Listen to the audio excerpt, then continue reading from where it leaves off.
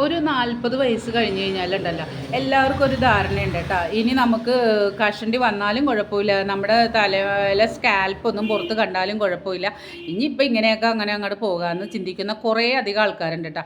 പലരും നല്ല രീതിയിലൊക്കെ ഡ്രസ്സിങ് ഒക്കെ ചെയ്തു പോകും. പ്രത്യേകിച്ച് പെണ്ണുങ്ങളുടെയൊക്കെ സ്കാൽപ്പൊക്കെ നമുക്ക് കാണാം. പക്ഷേ ഇവർ ഒന്നും ചെയ്യത്തില്ല കേട്ടോ. കുറേ ആൾക്കാർ ഇപ്പം അതിൽ പെട്ട ഒരാൾ തന്നെയായിരുന്നു ഞാനും അങ്ങനെയൊക്കെ തന്നെയായിരുന്നു. വെച്ച് കഴിഞ്ഞാൽ എനിക്ക് ഈ കൊറോണയൊക്കെ വന്നു കഴിഞ്ഞ് പനിയൊക്കെ വന്നു പോയി കഴിഞ്ഞ് പിന്നെ നമുക്ക് ഏജ് ആവുന്നതിൻ്റെയൊക്കെ എനിക്ക് നല്ല ഹെയർ ഫോൾസ് ഉണ്ടായിരുന്നു. ഇങ്ങനെ എന്താ പറയുക, സ്കാൽപ്പ് കാണുന്നൊരു വിധത്തിലായിരുന്നു മുടി ഉണ്ടാകുന്ന വെച്ചാൽ ഒരു വാർമുടി വെക്കാൻ പോലും നമ്മുടെ വെക്കാനായിട്ട് അത് പിടിപ്പിക്കാനായിട്ട് ഒരു മുടി കുറച്ച് വേണ്ടേ, അങ്ങനത്തെ ഒരു അവസ്ഥയിൽ കൂടി പോയിട്ടുള്ള ഒരാളാണ് ഞാൻ. ശരിക്കും എനിക്ക് നല്ല വിഷമം തോന്നിയിട്ടുണ്ട്. ഞാൻ ഓർത്തിട്ടുണ്ട് ആരോടും പറയാണ്ട് നമുക്ക് ഈ ഹെയർ ഫിറ്റിങ്സ് പോലത്തെ കാര്യം വരെ ചെയ്താൽ എന്താണെന്ന് വരെ ചിന്തിച്ച് പോയിട്ടുണ്ട്. കയ്യിൽ കാശില്ലാത്തത് കൊണ്ട് നമ്മളത് അന്ന് ചെയ്യാതിരുന്നതാണ്. അത്രയും വിഷമം തോന്നിയിട്ടുണ്ട്.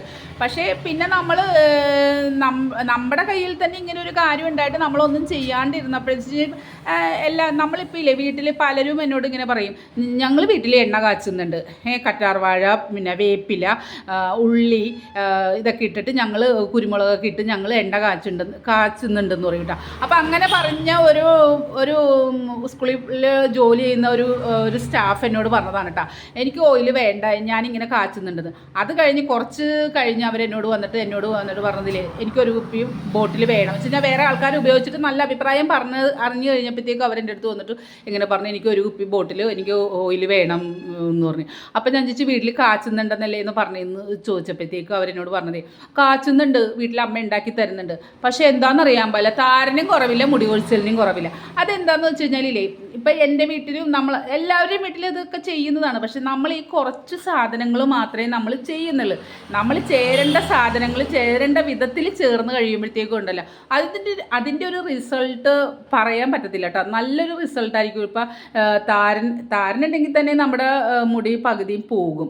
അതാണെങ്കിൽ ഈ നെറ്റിയിലൊക്കെ ഇങ്ങനെ തരി പോലെ ഇതിൻ്റെ ഈ പൊടി വീണിട്ട് നമ്മുടെ നെറ്റിയിലൊക്കെ ചെറിയ ചെറിയ പിമ്പിൾസ്, ചെറിയ തരി പോലെ ചൂട് കുരു പോലത്തെ പിമ്പിൾസൊക്കെ ഇരിക്കുള്ളൂ പലർക്കും വരുന്നത്. അപ്പോൾ അങ്ങനെ സ്കിന്നിൻ്റെ വരെയും പ്രശ്നങ്ങളിലോട്ട് ഈ താരൻ കൊണ്ട് വരാറുണ്ട്. അപ്പോൾ നമ്മളുടെ ഈ ഓയിൽ മൂകാംബിക കാച്ചി എണ്ണ ഉപയോഗിച്ച് കഴിഞ്ഞ് കഴിഞ്ഞാൽ ഈ താരൻ, മുടി കൊഴിച്ചിലൊക്കെ ഒരു 10-15 ദിവസം കൊണ്ട് തന്നെ കുറയൂട്ടാ. പിന്നെ ഒരു ഓയിലും പുരട്ടിയിട്ട് നമ്മുടെ മുടി വളർന്ന് അങ്ങോട്ട് വളർന്ന് ഭയങ്കര വലിയ പന്തലിച്ചൊന്നും ആവില്ല കേട്ടോ. അങ്ങനെ വല്ലതും ആണെന്നുണ്ടെങ്കിൽ കേരളത്തിൽ എല്ലാവരും യക്ഷികളായിട്ട് കിടന്നത്. ആദ്യത്തെ യക്ഷി ഞാനാവേണ്ടിയിരുന്നത്. പക്ഷേ അങ്ങനെയൊന്നും ആകത്തില്ലെന്നാണ് എൻ്റെ ഒരു ഇത് വെച്ചിട്ട് നമുക്ക് തെറ്റില്ലാണ്ട് നമുക്കൊരു ഹെയർ ഫിറ്റിങ്സ് അങ്ങനത്തെ ഒരു കാര്യം സെറ്റ് ചെയ്യേണ്ടാത്ത ഒരു രീതിയിലോട്ട് നമ്മുടെ മുടി നമുക്ക് മുന്നോട്ട് കൊണ്ടുപോകാൻ പറ്റും. അതുപോലെ തന്നെ നമുക്ക് കോൺഫിഡൻസോടുകൂടി നമുക്ക് നിൽക്കാനും പറ്റും. ഇനിയിപ്പോൾ നിങ്ങൾക്കൊരു വാർമുടി വെച്ച് പിടിപ്പിക്കണം, എന്തെങ്കിലുമൊക്കെ ചെയ്യണം, അതിന് വരെ നമുക്ക് നല്ല ഉള്ളോടുകൂടി മുടി നന്നായിട്ട് വരും. അപ്പോൾ ഇതിനൊക്കെ നിങ്ങൾ മൂകാംബിക കാച്ചി എണ്ണ വാങ്ങിച്ച് ഉപയോഗിക്കുക. കാരണം എന്താണെന്ന് വെച്ച് കഴിഞ്ഞാൽ മുടി ഇഷ്ടമില്ലാത്ത ആൾക്കാരാരുമില്ല, പക്ഷേ നമ്മൾ ശ്രദ്ധിക്കാത്തതിൻ്റെ ഒരു കുറവ് മാത്രമേ ഉള്ളൂ. അപ്പോൾ ഈ 40-45 വയസ്സായിട്ടുള്ള സ്ത്രീകളാണെങ്കിലും പുരുഷന്മാരാണെങ്കിലും മൂകാംബിക കാച്ചി എണ്ണ ഓയിൽ ഒരു പ്രാവശ്യമെങ്കിലും നിങ്ങൾ ഇതൊന്ന് വാങ്ങിച്ച് ഉപയോഗിച്ച് നോക്ക്. എന്നിട്ട് ഇതിൻ്റെ റിസൾട്ട് അറിഞ്ഞിട്ട് പിന്നെ നെക്സ്റ്റ് ബോട്ടിൽ നിങ്ങൾ വാങ്ങിച്ചാൽ മതി.